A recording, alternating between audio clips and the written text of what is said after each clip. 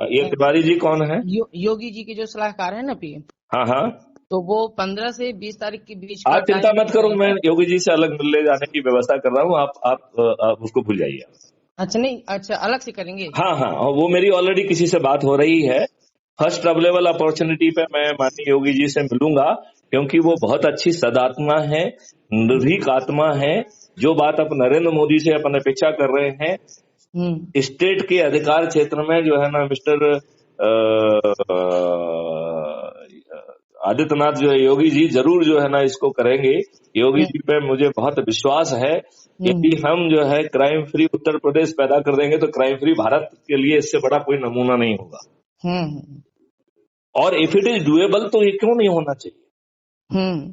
ये आज के हमारा कानून बहुत अच्छा है, उसकी लोग कंप्लायंस नहीं कर रहे हैं। आप ये बताइए, यदि जो है अच्छी पुलिसिंग देना is a constitutional responsibility and sovereign responsibility of the state government. और ये खुद दुष्ट नेता जो है ना आपको जो है अच्छी पुलिसिंग नहीं दे रहे हैं, तो is it not a failure of constitutional machinery? हमें तो इन राज्य सरकारों को गिरा देना चाहिए आर्टिकल 356 के तहत।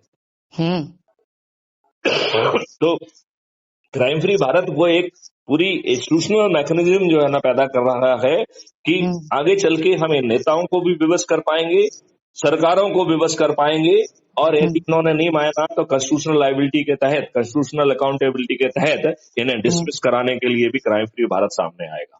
हाँ, इनका अहंकारी और ये सर्वशक्तिशाली हैं।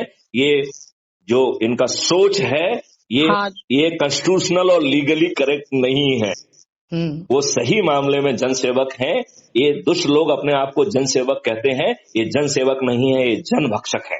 इन लोगों ने चारों तरफ गुंडों और मवालियों का तंत्र इकट्ठा कर लिया है, जो जनता पे जो है शासन कर रहा है, जनता पे अत्याचार कर रहा है, उनकी जमीनें हड़प रहा है, अवैध उत्खनन कर रहा है। जितने भी अवैध धंधे हैं ये चंडाल चौकड़ी जो नेताओं के आसपास इकट्ठी है वो कर रही है।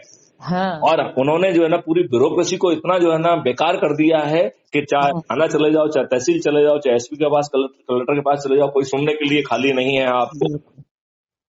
राइट, ये बात सही है कि नहीं है? बिल्कुल सही है। हाँ, आपको जो है ना दीवालों पर सिर मार के मर जाओगे, आपकी चप्पलें घिस जाएंगी, लेकिन आपको न्याय नहीं मिलेगा। हमने ऐसी व्यवस्था पैदा की, हमने ऐसी ब्यूरोक्रेसी पैदा की। इस स्वतंत्र भारत में अब ये बदलाव आना ही होगा। ये बदलाव जो है ना मैथिली शरण गुप्त जो है जनशक्ति और जन ऊर्जा का संधारण करके जमीन पे उतारेंगे। ये मैथिली शरण गुप्त का कमिटमेंट है। आप मिश्रा जी मेरी बात से सहमत हैं? बिल्कुल सहमत हैं। और आप जो तो फिर आप भिड़ जाइए। देखिए इसका जो है हमारी पूरी टीम आपके साथ है। देखो दूसरी बात ये सोचिए, नहीं आप अपने आप को ऊर्जा केंद्र बनाइए। अपनी ऊर्जा को बांट के दूसरों को ऊर्जा केंद्र बनाइए। उन्हें क्राइम फ्री भारत का जो है ना मेंबर बनाइए। उन्हें जो है YouTube channel crime free Bharat को सब्सक्राइब कराइए। वो खुद देखें कि उनको कौन से वीडियोज अच्छे लग रहे हैं। उन वीडियोज को जो है वो शाम को 15 मिनट का समय निकाल के अपने प्रभाव क्षेत्र में लोगों को दिखाएं। अपने सामने ही किया। तो मैं क्या बोल रहा हूँ कि बहुत सारे लोगों को हमने ऐड कर दिया ना क्राइम फ्री भारत में। नहीं, लेकिन वहाँ तो दिख ही नहीं रहे, वहाँ तो 2-4-5 जुड़ रहे हैं। तो या तो जो ये सब आपने पहले भी एक बार में से बोला था कि ये यूट्यूब वाला जो सब्सक्राइबर अपने हैं वो शो नहीं करता है, छिपाता है। तो ये क्या हकीकत है क्या? मुझे लगता है कि इंद्र भगवान का सिंहासन हिल रहा है।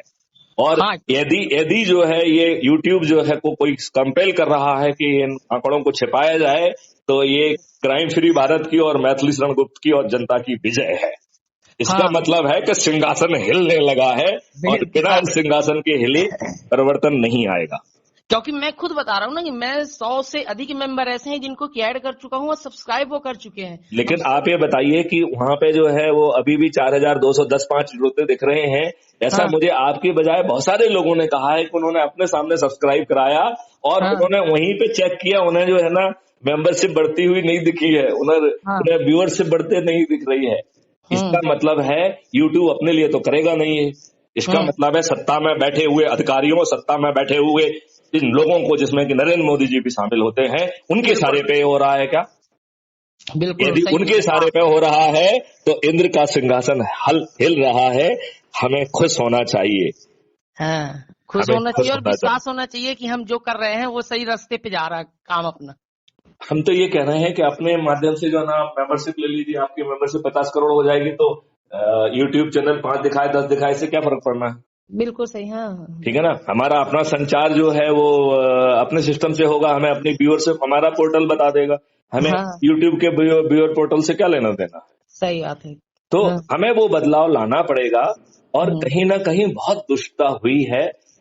लेकिन फिर भी मैं इस बात को दोहराना चाहूंगा कि बीजेपी, माननीय नरेंद्र मोदी जी और अमित शाह जी ज्यादा जो है वर्तमान अवेलेबल दूसरे दुष्टों की तुलना में बहुत सज्जन व्यक्ति हैं। हाँ है। लेकिन इनकी सज्जनता का हम क्या करें, इनके 56 इंच के जो है सीने का हम क्या करें, यदि ये हर काम जो है ना भाजपा के ही सदस्यों से जो है ना सुप्रीम कोर्ट में लगा रहे हैं, यदि वो सही है और आप अधिकार प्राप्त हैं, तो भाई साहब आपके चरित्र में वो कायरता क्यों है, दृढ़ता क्यों नहीं है? तो 56 इंच का जो है ना सीना जो है ना आपके कामों में क्यों नहीं दिख रहा है?